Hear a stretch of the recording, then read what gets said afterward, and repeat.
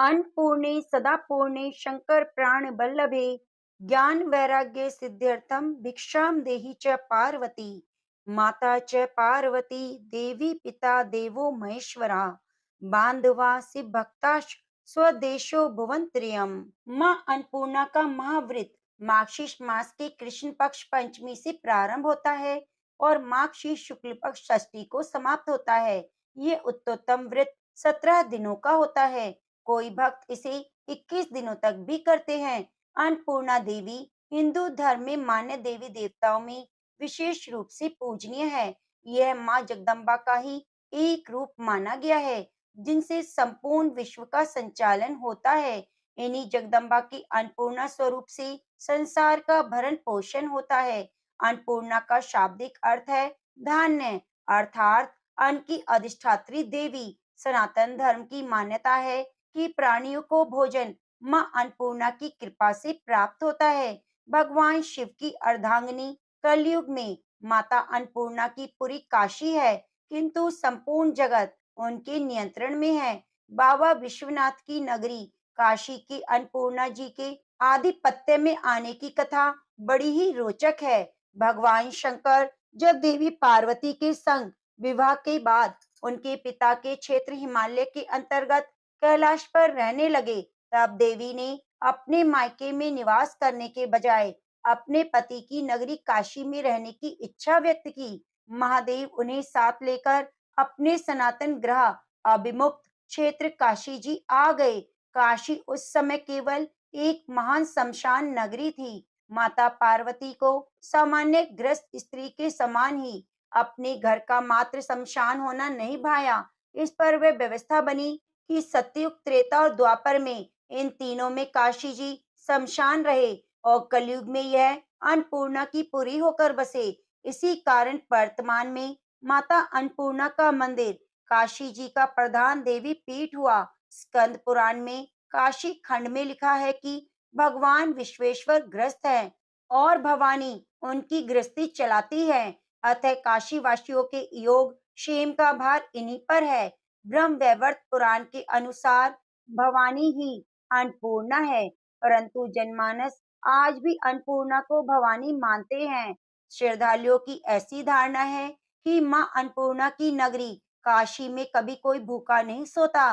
भगवान स्वयं शंकर इनकी प्रशंसा में कहते हैं, मैं अपने पांचों मुखों से अन्नपूर्णा का पूरा गुणगान कर सकने में समर्थ नहीं।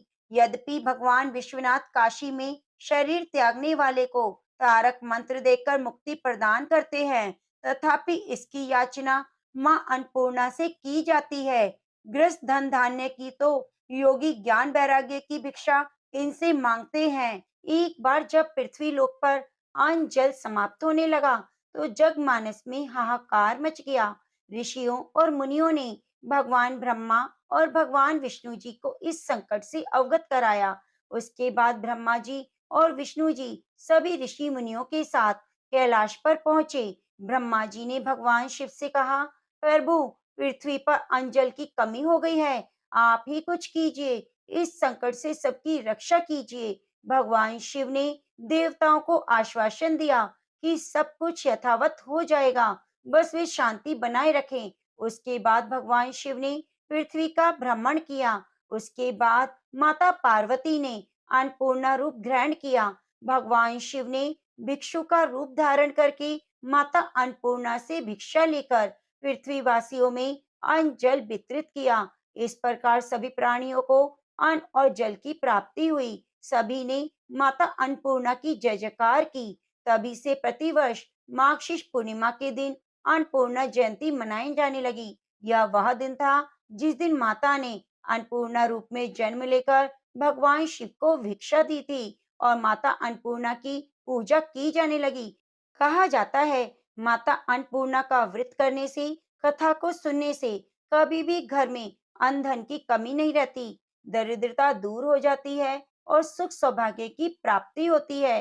तो आइए माता अन्नपूर्णा के चरणों का ध्यान करते हुए अन्नपूर्णा माता की कथा को सुनते हैं। एक समय की बात है, काशी निवासी धनंजय की पत्नी का नाम सुलक्षणा था। उसे अन्य सब सुख प्राप्त थे, केवल निर्धनता ही उसके दुख का एकमात्र कारण थी। यह दुख उसे हर समय सताता रहता। एक दिन सुलक्षणा पति से बोली, स्वामी, आप कुछ उद्यम करो तो काम चले, इस प्रकार काम कब तक चलेगा? सुलक्षणा की बात धनंजय के मन में बैठ गई। वे उसी दिन विश्वनाथ शंकर जी को प्रसन्न करने के लिए बैठ गया और कहने लगा, हे देवादिदेव विश्वेश्वर, मुझे पूजा पाठ नहीं आती, केवल आपके भरोसे बैठा हूँ। इतनी विनती करके वे 2-3 दिन भूखा प्यासा बैठा रहा। यह देखकर भगवान शंकर ने उसके कान में अन्नपूर्णे, अन्नपूर्णे, अन्नपूर्णे इस प्रकार 3 बार कहा। यह कौन क्या कह गया? इसी सोच में धनंजय पड़ गया कि मंदिर से आते ब्राह्मणों को देखकर पूछने लगा, पंडित जी, अन्नपूर्णा कौन है? ब्राह्मणों ने कहा, तू अन्न छोड़ बैठा है, सो तुझे अन्न की बात सूझती है, जब घर जाकर अन्न ग्रहण कर। धनंजय घर गया, स्त्री से सारी बात कही। वह बोली, नाथ, चिंता मत करो, स्वयं शंकर जी ने यह मंत्र दिया है, वे स्वयं ही खुलासा करेंगे, आप फिर जाकर उनकी आराधना करो। धनंजय फिर जैसा का तैसा पूजा में बैठ गया। रात्रि में शंकर जी ने आज्ञा दी और कहा, तू पूर्व दिशा की तरफ चला जा। वह अन्नपूर्णा का नाम जपता जाता और रास्ते में फल खाता, झरनों का पानी पीता जाता। इस प्रकार कितने ही दिनों तक चलता गया। वहां उसे चांदी सी चमकती वन की शोभा देखने में आई, सुंदर सरोवर देखने में, और उसके किनारे कितनी ही अप्सराएं झुंड बनाई बैठी थी।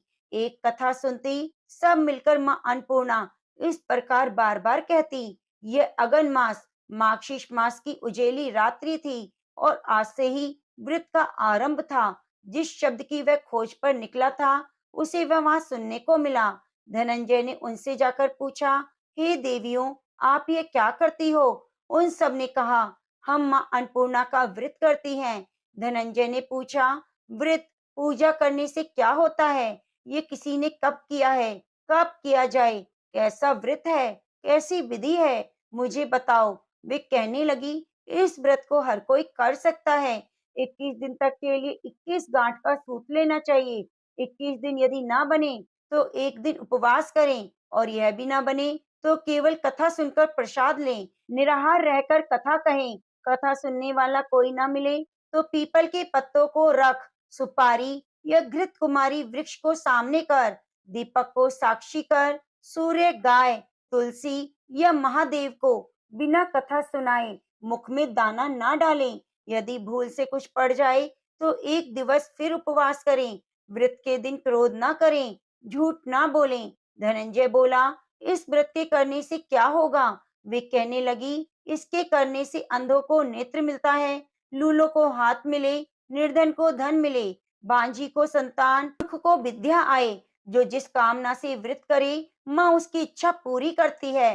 वह कहने लगा, मेरे पास भी धन नहीं, विद्या नहीं, कुछ भी तो नहीं, मैं तो दुखिया ब्राह्मण हूँ, मुझे इस व्रत का सूत दोगी? हाँ भाई, तेरा कल्याण होगा, हम तुझे अवश्य देंगी। ये लो व्रत का मंगल सूत्र। धनंजय ने व्रत किया। व्रत पूरा हुआ तभी सरोवर में से 21 खंड की सुवर्ण सीढ़ियां हीरा मोती जड़ी हुई प्रकट हुई। धनंजय जय अन्नपूर्णा अन्नपूर्णा कहता जाता। इस प्रकार कितनी सीढ़ियां उतर गया तो देखता है करोड़ों सूर्यों से प्रकाशमान अन्नपूर्णा का मंदिर है। उसके सामने सुवर्ण सिंहासन पर माता अन्नपूर्णा विराजमान है। सामने भिक्षा हेतु शंकर भगवान खड़े हैं। देवांगनाएं चंवर डुलाती हैं, कितनी ही हथियार बांधे पहरा देती हैं। धनंजय दौड़कर जगदम्बा के चरणों में गिर गया। देवी उसके मन के कलेश को जान गई। धनंजय कहने लगा, माता, आप तो अंतर्यामिनी हो, आपको अपनी दशा क्या बताऊं? माता बोली, मेरा व्रत क्या है, जा संसार तेरा सत्कार करेगा। माता ने धनंजय की जिह्वा पर बीज मंत्र लिख दिया। अब तो उसके रोम रोम में विद्या प्रकट हो गई। इतने में क्या देखता है कि वह काशी विश्वनाथ के मंदिर में खड़ा है। माँ का वरदान ले धनंजय घर आया, सुलक्षणा से सब बात कही। माताजी की कृपा से उसके घर में संपत्ति उमड़ने लगी। छोटा सा घर बहुत बड़ा हो गया। जैसे शहद के छत्ते में मक्खियां जमा हो जाती हैं, उसी प्रकार अनेक सगे संबंधी आकर उसकी बड़ाई करने लगे। कहने लगे, इतना धन, इतना बड़ा घर, इतना सुंदर घर, लेकिन संतान नहीं, इस कमाई को कौन भोगेगा? सुलक्षणा से संतान नहीं है, इसलिए तुम दूसरा विवाह करो। अनिच्छा होते हुए भी धनंजय को दूसरा विवाह करना पड़ा। सती सुलक्षणा को सौत का दुख उठाना पड़ा। इस बार दिन बीत गए, फिर अघन मास आया। नए बंधन से बंधे पति से सुलक्षणा ने कहलाया कि हम व्रत के प्रभाव से सुखी हुए हैं, इस कारण यह व्रत छोड़ना नहीं चाहिए। ये माता जी का प्रताप है जो हम इतने संपन्न और सुखी हैं। सुलक्षणा की बात सुन धनंजय उसके यहाँ आया और व्रत में बैठ गया। नई बहू को इस बात की खबर नहीं थी। वे धनंजय के आने की राह देख रही थी। दिन बीतते गए, व्रत पूर्ण होने में 3 दिवस बाकी थे। नई बहू को खबर पड़ी, उसके मन में ईर्ष्या की ज्वाला दहकने लगी। सुलक्षणा के घर आ पहुंची और उसने वहां भगदड़ मचा दी। वह धनंजय को अपने साथ ले गई। नए घर में धनंजय को थोड़ी देर के लिए निद्रा आ गई। इसी समय नई बहू ने उसका व्रत का सूत तोड़कर आग में फेंक दिया। अब तो माताजी का कोप जाग गया। घर में अकस्मात आग लग गई, सब कुछ जलकर खाक हो गया। सुलक्षणा जान गई और पति को फिर अपने घर ले आई। नई बहू रूठकर पिता के घर जा बैठी। पति को परमेश्वर मानने वाली सुलक्षणा बोली, नाथ, घबराना नहीं, माता जी की कृपा अलौकिक है। पुत्र कुपुत्र हो जाता है, पर माता कुमाता नहीं होती। अब आप श्रद्धा भक्ति से आराधना शुरू करो, वे जरूर हमारा कल्याण करेंगी। धनंजय फिर माता के पीछे पड़ गया। फिर वही सरोवर की सीढ़ियां प्रकट हुई, उसमें माँ अन्नपूर्णा कहकर उतर गया। वह माता जी के चरणों में रोने लगा। माता प्रसन्न हो बोली, वह मेरी स्वर्ण मूर्ति ले, उसकी पूजा करना, तू सुखी हो जाएगा। जा, तुझे मेरा आशीर्वाद। तेरी स्त्री सुलक्षणा ने श्रद्धा से मेरा व्रत किया है, उसे मैंने पुत्र दिया। धनंजय ने आंखें खोली तो खुद को काशी विश्वनाथ के मंदिर में पाया। वहां फिर से उसी प्रकार घर आया। इधर सुलक्षणा को दिन चढ़े और महीने पूरे होते ही पुत्र का जन्म हुआ। गांव में आश्चर्य की लहर दौड़ गई। इस प्रकार उसी गांव के निसंतान सेठ के पुत्र होने पर उसने माता अन्नपूर्णा का मंदिर बनवा दिया। उसमें माता जी धूमधाम से पधारी गईं। यज्ञ हुआ। धनंजय को मंदिर के आचार्य का पद दे दिया। जीविका के लिए मंदिर की दक्षिणा और रहने के लिए सुंदर सा भवन दिया। धनंजय स्त्री पुत्र सहित वहां रहने लगा। माता जी के चढ़ावे में भरपूर आमदनी होने लगी। उधर नई बहू के पिता का घर डाका पड़ा, सब लुट गया। भीख मांगकर पेट भरने लगे। सुलक्षणा ने यह सुना तो उसे बुला लिया और अपने घर में रख लिया और उनकी अन्न वस्त्र का प्रबंध कर दिया। धनंजय, सुलक्षणा और उसका पुत्र माता जी की कृपा से आनंद से रहने लगे। माता जी ने जैसे उनके भंडार भरे, वैसे सबके भरना। तो प्रेम से बोलो, माँ अन्नपूर्णा की जय। हे माता अन्नपूर्णा, आपकी जो कथा को कहे सुने, हुंकारा भरे, उनकी सदैव मनोकामनाओं को पूरी करना, घर में धन लक्ष्मी के भंडारे भरना। तो प्रेम से बोलिए, माँ अन्नपूर्णा की जय। बोलो, गौरी पुत्र गणेश की जय हो। एक समय की बात है, भगवान श्री हरि विष्णु का विवाह लक्ष्मी जी के साथ तय हुआ। विवाह की तैयारियां जोरों शोरों से होने लगी। सभी देवी देवताओं को निमंत्रण पत्र भेजे गए, परंतु गणेश जी को निमंत्रण नहीं दिया गया। इस तरह निमंत्रण पत्र देते वह शादी की तैयारियां करते करते शादी वाला दिन आ गया। बारात जाने का समय हो गया। सभी देवता अपनी पत्नियों के साथ विवाह में उपस्थित हुए तो उन सब ने देखा कि गणेश जी कहीं पर दिखाई नहीं दे रहे। तो वे सारे के सारे आपस में चर्चा करने लगे, क्या बात है, गणेश जी को न्योता नहीं दिया गया या फिर गणेश जी आए ही नहीं। सभी को यह जानकर बड़ी हैरानी हो रही थी। तभी सभी ने विचार किया, चलो विष्णु जी के पास चलते हैं और उन्हीं से पूछते हैं। तो विष्णु जी के पास जाकर उन्होंने कहा, हम आपसे एक बात पूछना चाहते हैं कि आपने गणेश जी को बुलाया या नहीं। फिर वे अपनी इच्छा से आए ही नहीं। तो विष्णु जी कहने लगे, गणेश जी के माता पिता को हमने न्योता भेज दिया है, अगर वे आना चाहते हैं तो उनके संग आ जाएंगे, अलग से न्योता देने की जरूरत नहीं। दूसरी बात यह है कि उनको 1.25 मन मूंग, 1.25 मन चावल, 1.25 मन घी, 1.25 मन लड्डू का भोजन दिन भर चाहिए। अगर हम उन्हें बारात में लेकर जाएं, तो उन्हें इस तरह खाता देखकर सारे लोग हम पर हंसेंगे। दूसरे के घर जाकर इतना सारा खाना पीना अच्छा भी नहीं लगता। इस तरह बात चल रही थी, तो किसी ने सुझाव दिया कि अगर गणेश जी आ जाएं, तो क्या द्वारपाल बनाकर घर पर बिठा देना, कह देना कि तुम घर का ध्यान रखना। गणेश जी को यह नहीं लगेगा कि उन्हें बुलाया नहीं। तो विष्णु जी को यह बात पसंद आई और उन्होंने गणेश जी को न्योता भेज दिया। न्योता मिलते ही गणेश जी बड़े प्रसन्न होकर सज धज कर आ पहुंचे। तो विष्णु जी कहने लगे, आप घर की रखवाली करना। घर की रखवाली के लिए कोई रिश्तेदार तो चाहिए, तो मुझे आपसे समझदार और जिम्मेदार कोई दूसरा नहीं लगा। तो यह सुनकर गणेश जी बहुत प्रसन्न हुए और गणेश जी को घर की रखवाली के लिए बिठा दिया। बारात वहां से चल दी। नारद जी ने देखा गणेश जी दरवाजे पर बैठे हैं और बारात सारी चली जा रही है। तो वे गणेश जी के पास गए, पूछने लगे, तुम बारात में क्यों नहीं जा रहे? तो गणेश भगवान कहने लगे, मुझे तो घर की जिम्मेदारी दी है। कोई समझदार आदमी घर की रखवाली के लिए होना चाहिए, इसलिए मैं यहाँ पर रुक गया हूँ। तो नारद जी कहने लगे, उन्होंने आपका अपमान किया है। विष्णु जी तो आपको बुला ही नहीं रहे थे। जब सबने पूछा, तो वे कहने लगे कि उनके कान बड़े बड़े, सूंड मोटी मोटी, पेट बड़ा बड़ा। यह देखकर लोग हंसेंगे। और उनका खाना कितना है, 1.25 मन लड्डू, 1.25 मन चावल, 1.25 मन घी। बारात में ले जाकर मेरे ससुराल वालों की तो बदनामी होगी। बारात में देखो कैसे बाराती आए हैं। तो ये सुनते ही गणेश जी को बहुत गुस्सा आया। नारद जी कहने लगे, अब आप ही बताओ मैं क्या करूं? नारद जी ने कहा, आप ऐसा करो कि आपकी मूषक सेना को आगे भेज दो।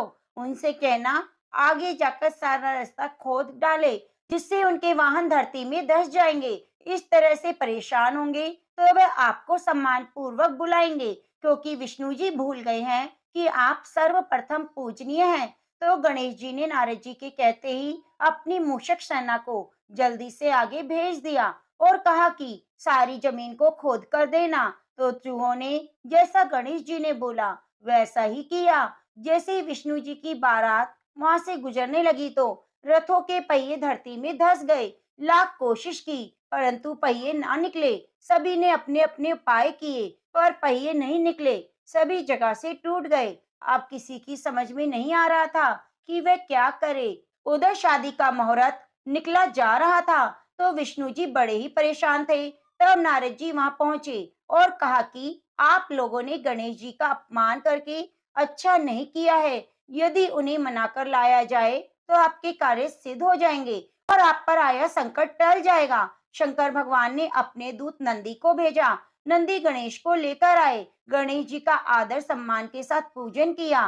तब जाकर कहीं रथ के पहिए निकले। निकल तो गए, पर जगह जगह से टूट फूट गए। अब उन्हें सही कौन करे? पास के खेत में एक खाती काम करता था। उसे समाचार भेजा गया कि सारे रथों के पहिए सही कर दो। वे अपने खेत का काम छोड़कर कारीगर का सारा सामान लेकर वहां आ गया।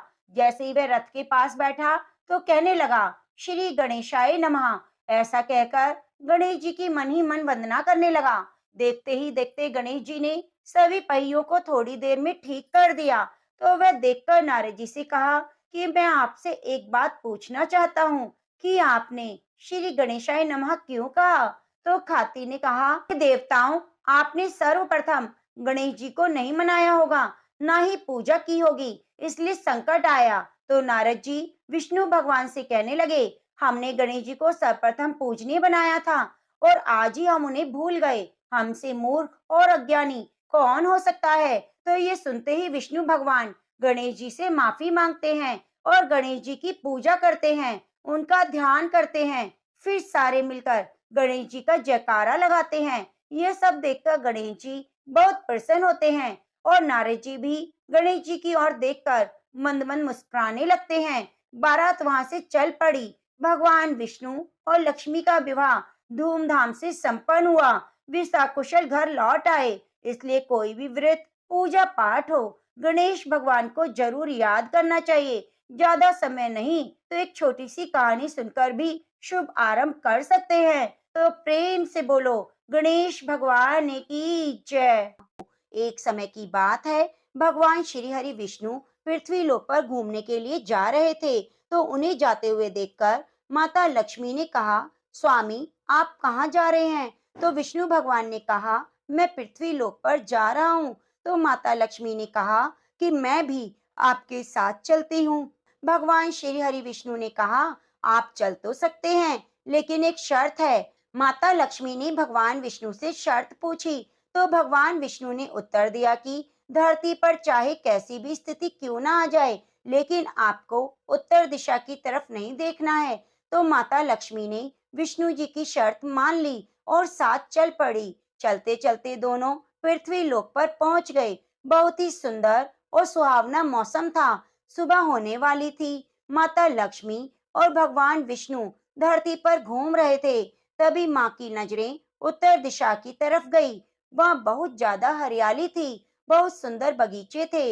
इतनी अच्छी भीनी भीनी खुशबू आ रही थी। तो माँ लक्ष्मी स्वयं को रोक नहीं पाई। एक बगीचे की तरफ चल पड़ी। उन्होंने बगीचे से एक फूल तोड़ा और वापस भगवान विष्णु के पास आई। तो लक्ष्मी माता के हाथ में फूल देखकर विष्णु जी की आंखों में आंसू आ गए। तो अपने पति की आंखों में आंसू देखकर लक्ष्मी जी को विष्णु जी का दिया हुआ वचन याद आ गया। वह तो टूट चुका था। तो लक्ष्मी माता विष्णु जी से माफी मांगने लगी। तो भगवान ने कहा, आपने बगीचे के मालिक से बिना पूछे फूल तोड़ा है। बिना पूछे कोई भी चीज लेना अपराध है। तो आपको इसकी गलती की सजा भुगतनी पड़ेगी। तो माँ लक्ष्मी ने भगवान विष्णु से अपने किए की माफी मांगी। लेकिन भगवान विष्णु ने कहा कि आपको माफी सिर्फ बगीचे का माली ही दे सकता है। तब भगवान विष्णु ने कहा, आप ऐसा करो, माली के घर दासी बनकर रहो। 12 वर्षों तक आपको दासी बनकर रहना है।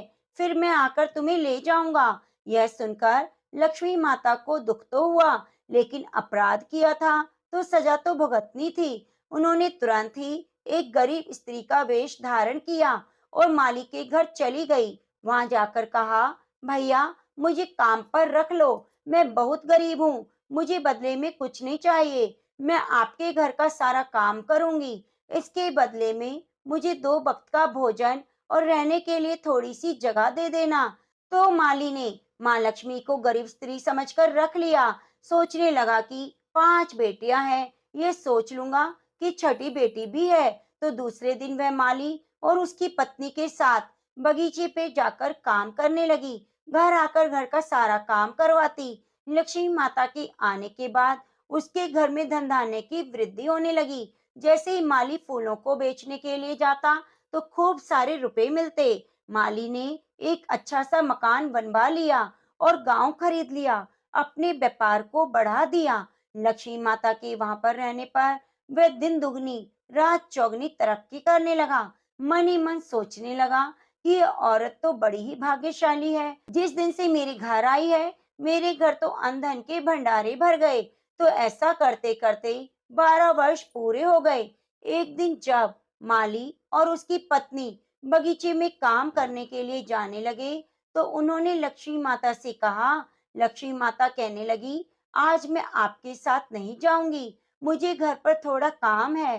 तो दोनों बगीचे में चले गए। शाम को जब घर लौटकर आई तो देखा उनके दरवाजे पर 16 श्रृंगार किए बहुत ही सुंदर औरत खड़ी है। सोचने लगा, ये कौन है? जब उन्होंने पास आकर देखा तो माली की पत्नी ने कहा, यह तो वही औरत है जो हमारे घर काम करती थी। माली को उस औरत का लक्ष्मी रूप समझ में आ गया कि यह औरत कोई और नहीं, स्वयं लक्ष्मी माता है। तो वह अपराध भाव के कारण रोने लगा और माँ लक्ष्मी से प्रार्थना की, मैंने आपके साथ बहुत ही बुरा व्यवहार किया, हमें माफ कर दो। आप इतने सालों से हमारे घर रह रही थी और हम आपसे काम करा रहे थे।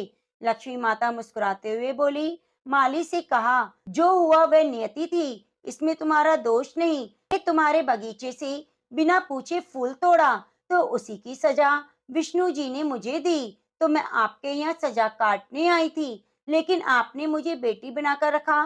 तो मैं आपको आशीर्वाद देती हूँ कि आपका जीवन सुख समृद्धि से परिपूर्ण रहेगा। आपके घर में जीवन में कभी भी किसी तरह का दुख नहीं आएगा। इसके बाद माता लक्ष्मी विष्णु भगवान के साथ बैकुंठ लोक को चली गई। तो प्रेम से बोलो, लक्ष्मी पति नारायण भगवान की जय हो। अब आइए सुनते हैं भगवान के परम भक्त एक सेठानी की कहानी है यह। एक समय की बात है, एक नगर में एक सेठ और सेठानी रहा करते थे। उनके कोई संतान नहीं थी। सेठानी रोजाना भगवान श्री हरि विष्णु की पूजा करती। सेठ जी को उसकी पूजा करना बिल्कुल भी अच्छा नहीं लगता था। वे संतान ना होने की वजह से बहुत दुखी रहा करते। सेठ जी ने कई बार सेठानी को पूजा करने से मना किया, और सेठानी तो सेठ जी की बातों का कोई असर नहीं होता। एक दिन दोनों में किसी बात को लेकर कहासुनी हो गई। बात बढ़ते बढ़ते इतनी बढ़ गई कि सेठ जी ने सेठानी को घर से निकाल दिया। सेठानी घर से निकलकर जंगल की ओर चली गई। चलते चलते शाम हो गई। सेठानी ने देखा कि एक खदान में चार आदमी मिट्टी खोद रहे हैं। तो उसने वहां जाकर कहा, भैया मुझे नौकरी पर रख लो। तो उन्होंने सेठानी को काम पर रख लिया और कहा, तुम इस मिट्टी को खोद दो। तो सेठानी मिट्टी खोदने लगी। थोड़ी देर में मिट्टी खोदी तो उसके हाथों में छाले पड़ गए। उसके हाथों की हालत देखकर आदमी कहने लगे कि बहन, लगता है तुम अच्छे घर की महिला हो, तुम्हें काम करने की आदत नहीं। यह काम तुम रहने दो, हमारे घर पर काम कर दिया करो। तो वे चारों आदमी उसे अपने साथ घर ले आए।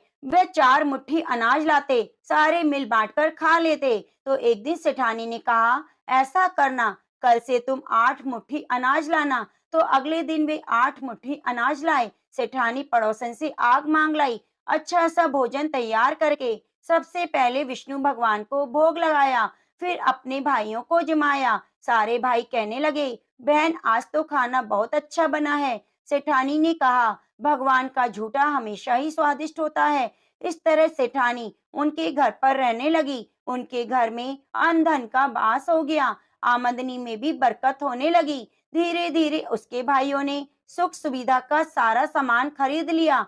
फिर सारे के सारे हंसी खुशी रहने लगे। लेकिन सेठानी ने विष्णु जी को भोग लगाना नहीं छोड़ा। उधर सेठ जी सेठानी के बाद बहुत दुखी रहने लगे, क्योंकि उसके घर से जाते ही सारा अंधन नष्ट हो गया। अब ऐसी हालत हो गई कि एक समय का भी भोजन नसीब नहीं होता। उसकी दुखी अवस्था को देखकर अड़ोसी पड़ोसी कहते, सेठानी के भाग से खाता था, उसे निकाल दिया, अब तो इसे मरना पड़ेगा। रोजाना एक ही एक बातें सुनकर सेठ जी को अपने आप पर बहुत पछतावा हुआ। उसने सोचा कि मैं सेठानी को ढूंढ कर लाऊंगा। वह दूसरे दिन ही सुबह जल्दी निकल पड़ा। ढूंढते ढूंढते उसी जंगल में पहुंच गया जहाँ चारों भाई मिट्टी खोद रहे थे। सेठ जी ने उन्हें देखा तो कहा, भाई मुझे काम पर रख लो। चारों भाइयों ने उन्हें काम पर रख लिया, लेकिन मिट्टी खोदने से उसके हाथों में भी छाले पड़ गए। तो उनकी यह हालत देखकर बोले, तुम्हें ज्यादा काम करने की आदत नहीं, तुम हमारे साथ चलो, हमारे घर पर रहो। यह सुनकर सेठ जी उन चारों भाइयों के साथ घर चले गए। घर पहुंचते ही सेठानी तो घूंघट में थी। तो उसने सेठ जी को देखा, पहचान लिया, पर सेठ जी ने सेठानी को नहीं पहचाना। अब सेठानी तो भोजन तैयार कर रही थी। हमेशा की भांति भोजन तैयार किया, भगवान को भोग लगाया। तो उसके चारों भाई कहने लगे, बहन आज 5 थालियों में भोजन परोस दो। यह आदमी तुम्हारी तरह ही हमारे पास काम मांगने आया। थोड़ी देर मिट्टी खोदने पर इसके हाथों में छाले पड़ गए। लगता है अमीर घराने का आदमी है। तो सेठानी को तो पता था यह कौन है, पर उसने कुछ नहीं कहा। भगवान को भोग लगाने के बाद अपने भाइयों को भोजन परोसा, और जैसे ही सेठ जी को भोजन परोसने लगी तो विष्णु भगवान ने उसका हाथ पकड़ लिया। भाई कहने लगे, बहन तुम क्या कर रही हो, इसे भोजन परोस दो, यह भी भूखा है। तो उसकी बहन कहने लगी, भैया मैं कुछ नहीं कर रही, मेरा हाथ तो विष्णु भगवान ने पकड़ लिया। तो भाई कहने लगे, हमें भी विष्णु भगवान के दर्शन कराओ। तो उसने भगवान से प्रार्थना की, हे भगवान आज प्रकट होकर हमें दर्शन दो। आज मेरी परीक्षा है, अगर आज आप मुझे दर्शन नहीं दोगे तो मेरी बात कौन मानेगा। सेठानी के दीन वचन सुनकर श्री हरि विष्णु वहां प्रकट हुए और सेठ जी से कहने लगे, तुम्हारी पत्नी सच्ची विष्णु भक्त है, वह हमारी पूजा करती है। आपने इसे पूजा का ढोंग बताकर घर से निकाल दिया, इसी वजह से तुम दर दर की ठोकरें खा रहे हो। तो यह सुनकर चारों भाई सेठ सेठानी का मुंह ताकने लगे और विष्णु भगवान कहने लगे, सेठानी, मैं तुम्हारी श्रद्धा भक्ति से प्रसन्न हूँ, आशीर्वाद देता हूँ, जहाँ भी ये सेठानी रहेगी वहाँ अन्न धन के भंडार बने रहेंगे। मैं इसे पुत्र प्राप्ति का वरदान देता हूँ। ऐसा कहकर श्री हरि विष्णु अंतर्ध्यान हो गए। जब सेठ को इस बात का पता चला कि घूंघट में कोई और नहीं उसकी पत्नी है, तो खुशी का ठिकाना नहीं रहा। हाथ जोड़कर उसने माफी मांगी और साथ चलने को कहा। भाई कहने लगे, हम चारों भाइयों की लाडली बहन है, हम इसे गाजे बाजे के साथ विदा करेंगे। चारों भाइयों ने अपनी बहन को बहुत सारा धन देकर विदा किया। विष्णु जी की कृपा से 10वें महीने में सेठानी ने सुंदर पुत्र को जन्म दिया। तो विष्णु भगवान के चमत्कार को देखकर सेठ जी भी सेठानी के साथ श्री हरि विष्णु की पूजा करने लगे। फिर सभी सुखों को भोगकर अंत में बैकुंठ धाम को गए। तो प्रेम से बोलिए, विष्णु भगवान की जय हो। विष्णु भगवान, जैसे आपने सेठानी को अंधन मान सम्मान पुत्र दिया, वैसा सभी को देना। आपकी इस कहानी को जो सुने सुनाए हुंकारा भरे, उनकी सभी मनोकामनाओं को पूरी करना।